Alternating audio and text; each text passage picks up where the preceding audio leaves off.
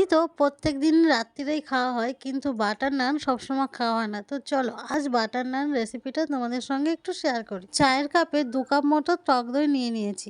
এবার এর মধ্যে দিলাম বেকিং সোডা আর বেকিং পাউডার দিয়ে ভালো করে একটু মিশিয়ে নিলাম।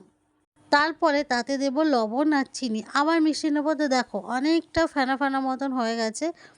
এবার এর মধ্যে দিয়ে দেবো ময়দা। ময়দা এবার ময়দাটা একটু ভালো করে ময়াম দিয়ে তার মধ্যে দিয়ে দেবো সাদা তেল। এবার এটাকে জল ছাড়াই আমাদের মাখতে হবে, যে দইটা দিয়েছিলাম সেটা দিয়েই মাখতে হবে। রুটির পরিবর্তে যদি এরকম সহজ পদ্ধতিতে নানটা তৈরি করে নিয়ে যায় তাহলে তার কোনো কথাই নেই, রাত্রেবেলা খাওয়াটা বেশ জমিয়ে হয়। তো তারপর দেখো আমি ভালো করে মাখিয়ে নিয়েছি। এবার উপর থেকে একটু সাদা তেল দিয়ে এটাকে ঢেকে রাখবো 2-2.5 ঘন্টা মতন। তো দেখো অনেকটা সফটি হয়েছে। এবার 2-2.5 ঘন্টার জন্য এটা থাকবে।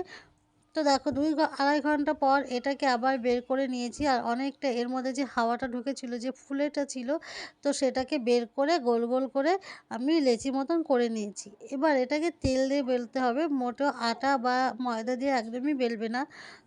এবার দেখো এটাকে গোল গোল করে নিয়ে তেলে ভরিয়ে এবার এটাকে বেলবো, লুচির মতো বেলবো। কিন্তু লুচি যেহেতু একটু পাতলা হয়, এটা একটু মোটা মোটা হবে। দেখো কতটা মোটা করলাম তোমাদের দেখিয়ে দিলাম। এবার একটা চাটুর উপর এটা ভালো করে এপিঠ ওপিঠ ছেঁকে নিতে হবে। তারপরে একটু বাটার দিয়ে যখন ছাঁকাটা হয়ে যাবে, তো বাটার দিয়ে চারপাশে মাখিয়ে নিতে হবে। ব্যাস আরেকবার ভেজে নিলে, উল্টে পাল্টে ভেজে নিলেই তৈরি আমাদের বাটার নান। খুবই সহজ পদ্ধতিতে তৈরি করা যায় এটা, তোমরা অবশ্যই করে খেও।